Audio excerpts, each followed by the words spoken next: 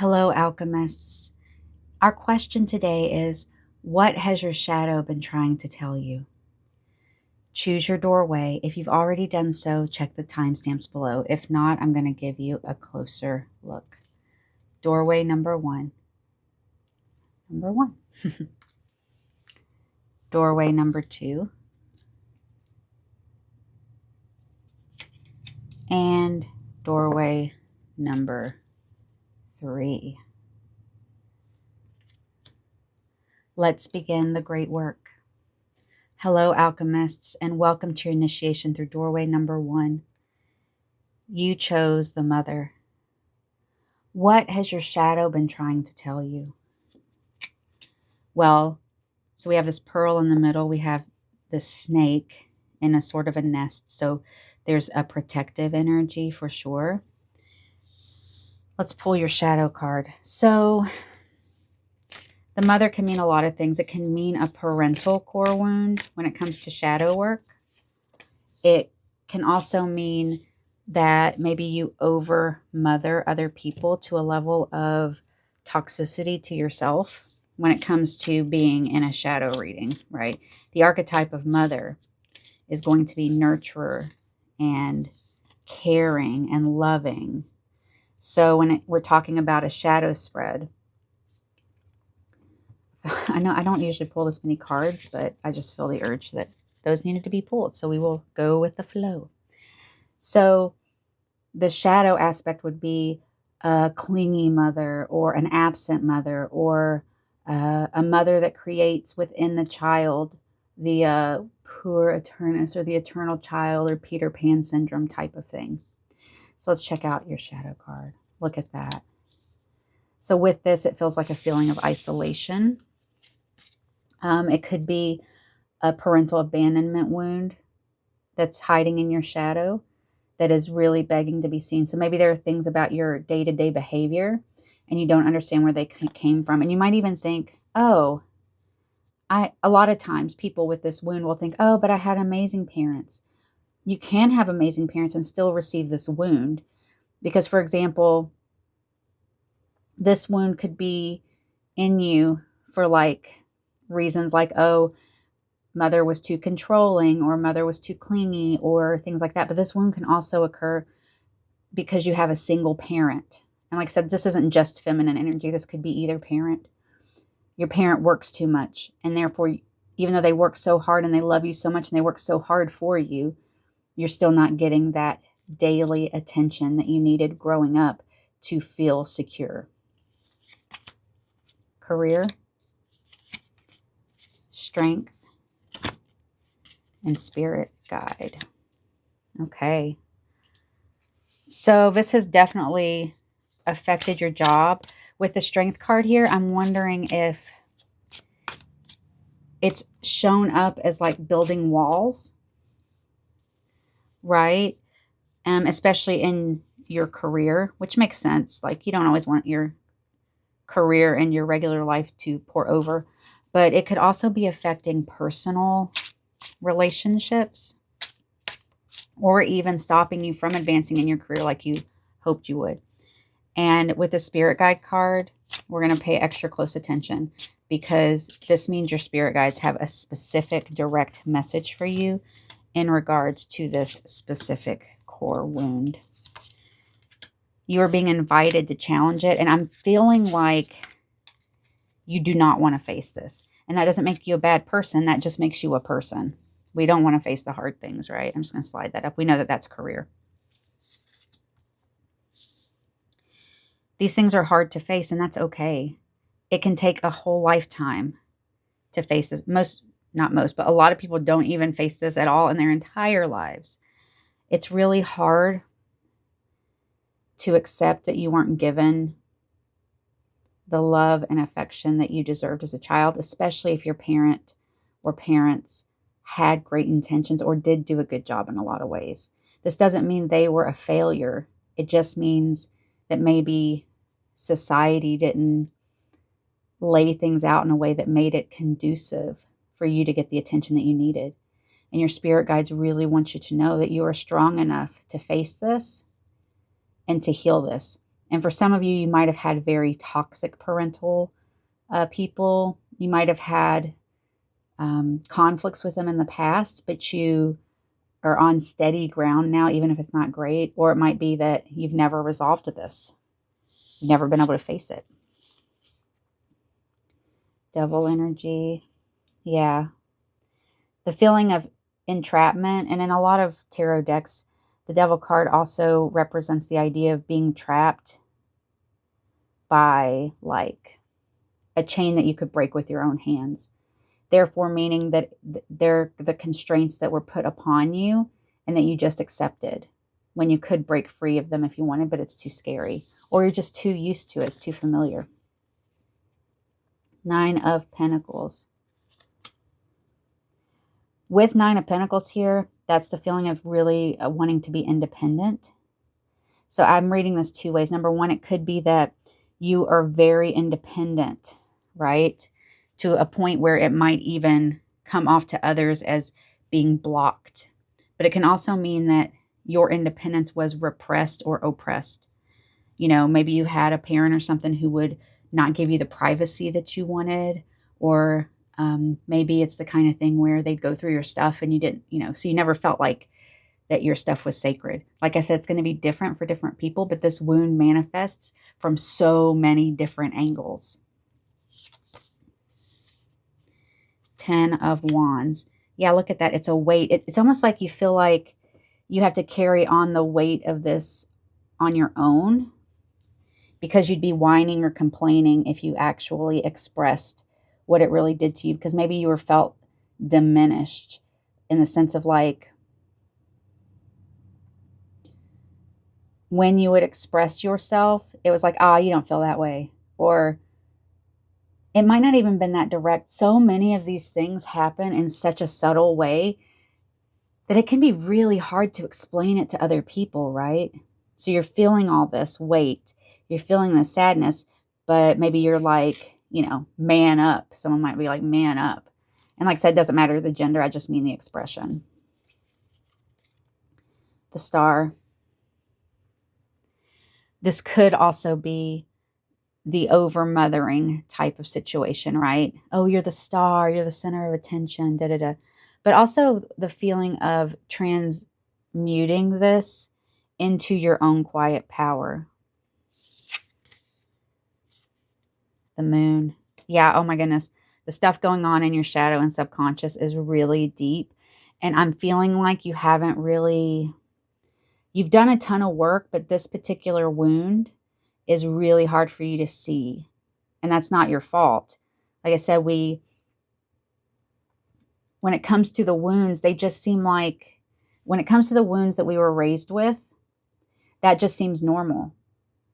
So like if you were to, like the allegory of the cave from Plato, where the people are in the cave and that's the only reality they know. So they think the shadows on the wall are all that is real. But when they walk out of the cave, they're like, oh. So this might be something that's just hard for you to see, because when you live in this zone, especially when this zone is developed in childhood, when your brain is forming, it can really be hard to pick apart the pieces. So you might just get this feeling of deep sadness or deep heaviness, or feel deeply overwhelmed but have no idea why. But your spirit guides are here.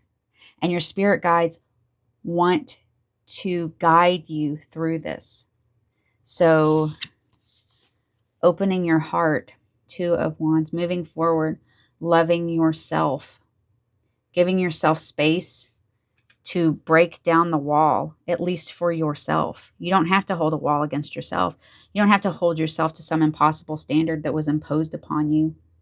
Your shadow is trying to tell you, and your guides are trying to tell you, you do not have to live in this state. You do not have to live in this confusion. And you might even be like, I'm not that confused. Well, here's the thing. Sometimes we repress things down so far, so early, coming back to the idea that we don't even know that the pain we're carrying is there because we're so used to it. And the only way we understand that we might be in deep pain is when some of it is relieved.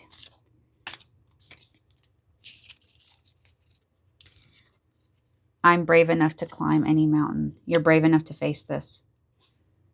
And if this is your intro or wake-up call to this particular wound in you, it's not going to be easy. Parental wounds are some of the hardest shadow wounds to heal, because basically the person that's supposed to love you, be there for you, caretake you, it's hard to accept that they may have hurt you or neglected you. And like I said, this isn't going to be for everybody, but also, like I said, a parent can be so loving and so caring, and you still get a sort of this wound. But you remember, you are transcending this through love. Your shadow wants you to know that you're not alone in this, and that even if it affects your career or relationships, there's time for repair. You can let the walls down.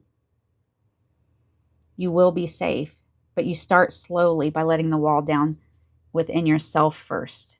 Slowly integrating what your subconscious wants to tell you. Slowly allowing messages from your spirit guides to come through. Alchemists, continue doing the great work. Please comment below if this resonated for you. These parental wounds are so difficult. So you're doing so much to bravely stand up and face it. Just being here shows that you're so brave. I will see you next time. Hello, alchemists, and welcome to your initiation through doorway number 2. You chose the underworld. What has your shadow been trying to tell you? You can't get any more shadow cardy than an underworld card, right? The underworld is the hidden things, the things that are festering under the surface that maybe, I feel like you need 2 shadow cards today. Oh my God, it's 3. In the first deck, there were 3 of the enhanced cards. Okay, all good. Go with the flow. The underworld is, it feels like a place of death, right? But it's also a place of rebirth, renewal, because after death becomes rebirth, right? After death is rebirth. As a shadow card, it's saying there is something deep hiding in you, and you're going to have to face some very unpleasant things in order to heal it. And no one wants to hear that.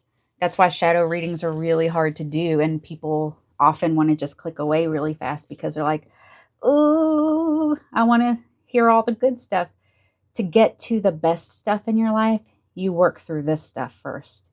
You can have a wonderful life and a beautiful life no matter what, if you want. But if you work through this stuff, you can have a life that you just never even thought possible. Let's take a look at your shadow cards.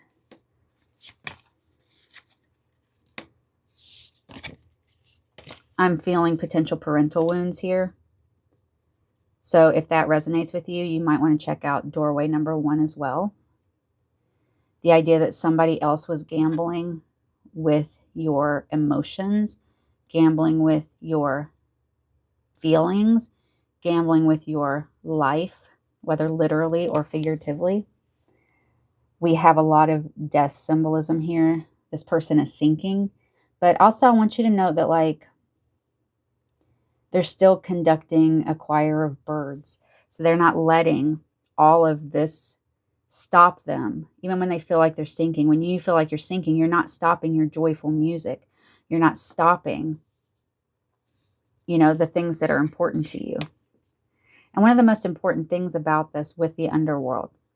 So when things rot away, people forget about the part where rotting away leads to new life. Sometimes you've got to let go and let things rot away that don't belong to you anymore. And, you know, with quicksand, there's something about, like, you're supposed to, like, lay flat. And so actually, in a lot of ways, inaction is the thing to get you out of a quicksand situation. And if this does have to do with a parental trauma in your shadow, you might consider gray walling, or, you know, looking into that kind of thing, especially if you're dealing with, like, a narcissist or something. Justice. In your shadow is a huge sense of injustice. I don't know what happened. Maybe you had a really traumatic event or multiple traumatic events in your life, but it's made you very guarded in your shadow. You're still always trying to make the best of it, but you have a real sense that justice has not been served. And a sense of injustice can eat a person alive. It's hard to not get closure on things. And I will say that I have a parental situation where I had a narcissistic family, a narcissistic parent, and they passed away, and I never got closure on any of that. I had to go no contact, and then I got no closure. And that's my sense of injustice has always been so big. I feel like this definitely is the pile for me today, which is hard to accept, but shadow work is always, working with things that are uncomfortable. The Hierophant. Yeah, so once again, getting the idea of like maybe some stringent rules around childhood, maybe an authoritarian type situation with a parent or a teacher or some other authority figure in your life. This showed up in Doorway 1, so once again, there's a lot of connections there. You may want to check that out.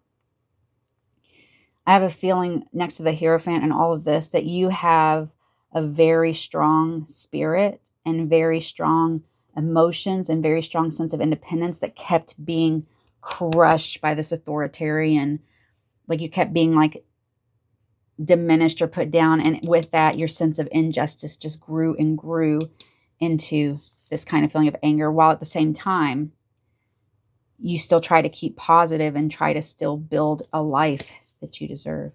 This also came up in Doorway number 2. And you guys see, Doorway number 1, pardon me. You may have had to wear different masks, different faces, depending on who you were around. Could be that your inner self wasn't able to match your outer self, because when you did show your inner self outwardly, it might have been squashed. 10 of Cups. You just wanted affection. You just wanted love. You just wanted to not be confused. And you didn't deserve to be treated this way. And that really eats at your shadow. And it's a really hard thing to face, because this might even mean that you feel like your light has been dampened or put out or buried. But as I always say, I try to remind people, your light goes nowhere. Just because it gets buried doesn't mean it's gone. You have the power and the autonomy to dig it out. Sometimes that means letting go of relationships or people who are trying to dim you. And then the benefit of that, even though it's a super painful thing, the benefit of that is that you start attracting people into your life, whether relationships or friendships or whatever, that actually match the vibration you want to have, that accept you fully without a bunch of conditions. So yeah, there's definitely a feeling of conditional love in this spread. I always get Trojan horse energy with this. So, and which fits this perfectly. The idea that someone who's supposed to be loving and supportive may have been like a Trojan horse, right? So, oh, they're loving, but then there's all these conditions on everything. There's all this, oh, I love you if you ... And they almost never say that directly, right? And that's what makes it so confusing, especially for a child. 6 of Swords. This crying bunny. It's like a casket. Moving away from it, but not like the traditional 6 of Swords where you're just kind of peacefully moving away. This is sort of like moving away, but you know it's a painful process. And once again, if a narcissistic person resonates with you, gray walling, if you can't go no contact, is something you should definitely research and look into. But yeah, this is a painful transition for you. So, I mean, I just want to say how brave you are for staying here and listening to this, because shadow work is hard. Shadow work is painful, especially this kind, the kind that kind of rots you from the inside out, that you have to face because you start feeling like you're rotting. Your sense of injustice eats you alive. But all these cards also say you're going to get through this. You can get through this. It's not going to be all bright and bubbly. You know, the work, the true deep work, it's usually more like this. Some people say, oh, awakening. You're not sitting under a Bodhi tree and, you know, a dove lands on your head and the sky opens up and it's like, ah. We all have those moments that feel like in awe, but most awakening happens in the nitty gritty, painful recesses of our shadow, pulled into light and integrated.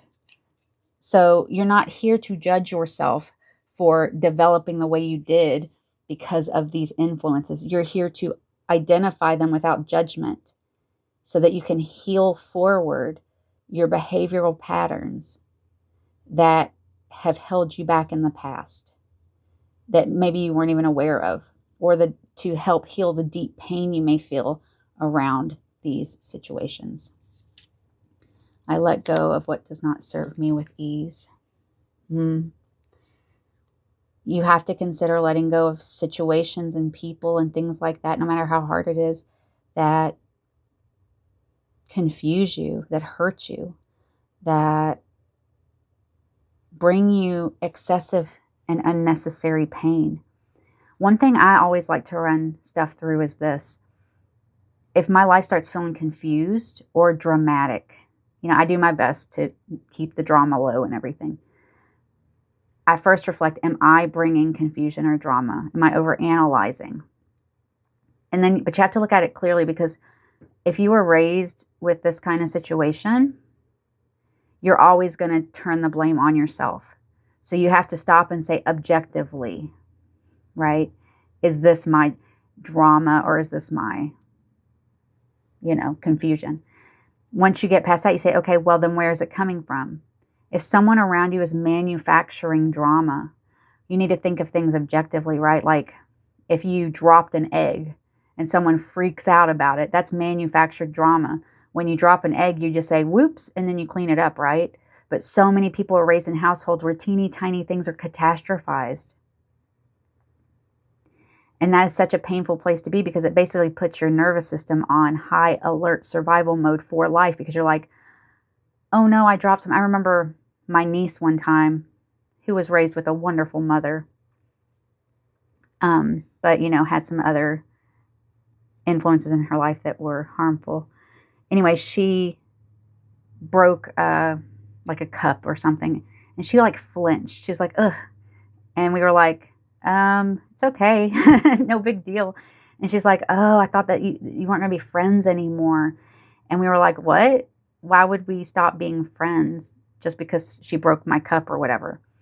And the idea is that if you're in a situation and other people catastrophize small things, you're going to think, you're going to be prepared for when anything goes wrong, even when things aren't really going wrong, like people just accidentally drop glasses, that you're preparing for the other shoe to drop. And that's no way to live. Imagine what it would be like to get out of that survival mode by working through your shadow and letting go of what is not serving you with ease. Getting rid of manufactured drama will change your entire existence for the better. Well, alchemists, I know shadow work is so hard, but I'm so proud of you for sticking around and listening to this, even if it hurts, even if it makes you cry. And as always, I encourage you to seek out the help you need, because shadow work is so hard. But you're doing a great job. You've got this. And I will see you next time. Hello, alchemists, and welcome to your initiation through doorway number 3. What has your shadow been trying to tell you? You chose the riddle. I feel like you've had feelings and situations and reactions and behavioral things in your life that you feel like are a mystery to you, that you do not understand why they are the way they are.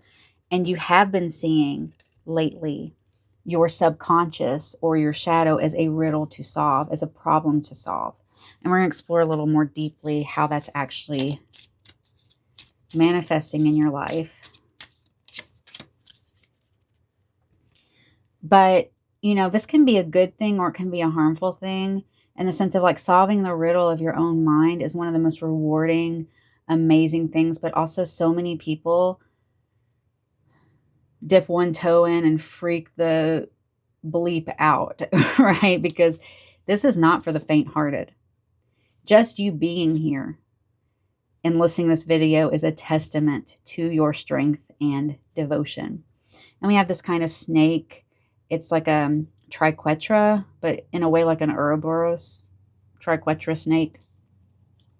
And we have stars, and then like, you can tell it's like a planet or the moon, but it looks like an eye as well. Shadow. Shadow. So I think what we're doing today is helping you unravel the riddle so that you know a little more closely what to focus on, because you've been struggling to see the truth. Mirror. The truth is a mirror that is hard to look into. Rumi says, if you want a clear mirror, you have to look into the mirror and behold yourself and see the shameless truth that the mirror reflects. Seeing that shameless truth is hard. This is what we want to do. Look at that. Oh, look at the beautiful sky. But is it? No, that's a facade. That's fake. It's easier to do the fake stuff and pretend there's nothing wrong than to look in the mirror and do the true healing. But the thing is anytime there's unhealed wounds, your body, mind, and soul, it will out. You can't just ignore it forever, because it will start expressing itself in more and more extreme ways until you give it the space it needs. And now we're going to talk about the shadow card that is sticking out like a sore thumb. The feeling of being bled dry. The feeling of having to keep up a facade. Besides truth and facing yourself, this is also the idea of having to mirror the people around you in order to feel safe.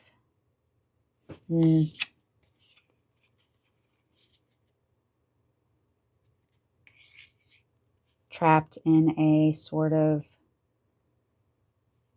castle situation. Something else has got the key. It wouldn't surprise me if you kept your heart very guarded because of the shadow wound. Yeah, I mean, look at that. If you kept your heart guarded because of this shadow wound, because there may have been predators in your life when you were younger, whether that's literal or figurative. Because remember, when you're a kid, even just someone who makes fun of you a little bit, whereas an adult, you might be able to shake it off. But when you're a kid, that feels like the biggest, scariest thing. Oops. Sorry about that. It sounds like the biggest, scariest thing. And this can start giving you internal wounds that are bleeding. And it can be tempting to burn the bridges, to cut the cords. And that is appropriate in certain situations. But don't do it without truly reflecting. Don't do it out of fear. A lot of people cut cords because somebody challenges them to face themselves truly. But remember, if you were in a situation where you had to put up a facade, where you had to watch out for behaviors around you that made you feel scared or threatened, or if you had to mirror people around you in order to be accepted, then it's actually okay to cut cords in those situations, right? And as always, get the help you need. This came up in doorway 1 or 2. I can't remember which one, maybe doorway 1. And that one was the idea of parental wounds. So you may want to visit that one if it resonates. But I feel like when we're here trying to solve this riddle, you're feeling a very heavy weight. And just a reminder that feelings are never right or wrong. Feelings are signals. Feelings are information.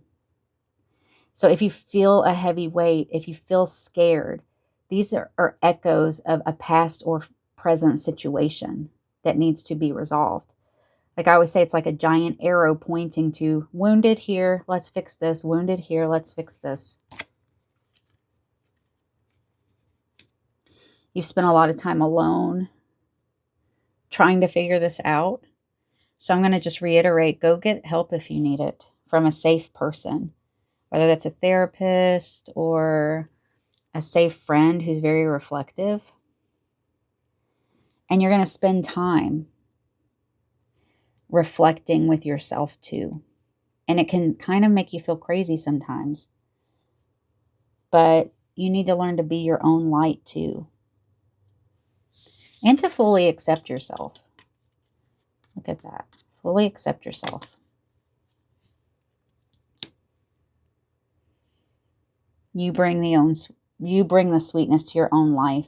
And if in the past there was someone who offered you sweetness, whether it was a family member or a relationship or something else, and they may have offered you sweetness but given you a feeling of dis-ease or a feeling of weight, that's something you're going to have to reflect on. Is someone draining you dry? Did someone drain you dry while promising you sweetness? It's a star. I feel like all three readings today are really interconnected. We have a lot of repeating cards, but also, I feel like the shadow wounds in all three of these piles is about, it all starts. I feel like almost all shadow work starts with learning to love yourself and learning to differentiate your voice from past people's voices or even present people's voices. Because so much of our inner monologue and the way we think and feel about ourselves is not our own way of perceiving ourselves, but rather the way we were taught. So if you're always bad mouthing yourself, if you're always like, I'm not good enough, if you're always, I've got to do more, I should, that's a reflection of what someone was telling you over and over and over again. But with the star is not just, oh, I'm walking peacefully in the starlight. This is post-tower energy. And remember what the tower is. The tower is pure destruction. But remember that the destruction is a purge, not a punishment. So in the tree of life, the lightning bolt that comes through you clears you out, clears the path out for truth and reality. Oh, truth and reality. Whereas in the tower card, that is what that lightning bolt is that destroys the tower. It's destroying illusion. You make a difference. No matter what anyone ever told you in the past, you make a difference, and you have a right to shine your own light and to be yourself and to not just be a mirror of what someone else wants you to be. Failure is just another way to learn how to do something right. Yeah. So if you're having heavy feelings around the idea of not being good enough, if you are being mean to yourself, if you are having not good enough feelings, remember whose voice is really saying that. Does it align with truth? Does it align with reality? Can you find someone objective to run it by? Failure is just another way to learn. Remember, if the greatest things that have ever happened in history happen when people fail over and over again. I don't even like the word fail because it's not failure. It's just trying again, right? Failure is a word used to control people. And you won't be controlled. You're ready to walk in the peace after the tower. And that's why you're going to solve this riddle. You've decided already. And you have decided that no matter how difficult it is and no matter how challenging it is and whatever work you have to do, you're going to do it. You're going to make a difference in your life. People stay in a situation until they just can't stand to not change. And there's nothing wrong with that. That's just the nature of life. I always say, like, if you broke your finger, you're not going to go to the doctor unless you broke your finger. You're not going to just be like, my finger's fine, I'm going to go get checked out by a doctor. You rise to the level of your pain. You rise to the level of your need to heal. Wow. You are doing such great work. The great work, as we say in alchemy. Well, alchemists, keep it up and get the help you need and give yourself so much grace and compassion. Remember, and so much kindness. Please, please, please give yourself the kindest words and question any negative words that you're telling yourself. Who is actually saying this? Is it me? Or is it a voice from the past? Because you have a right to let that go. I'll see you next time.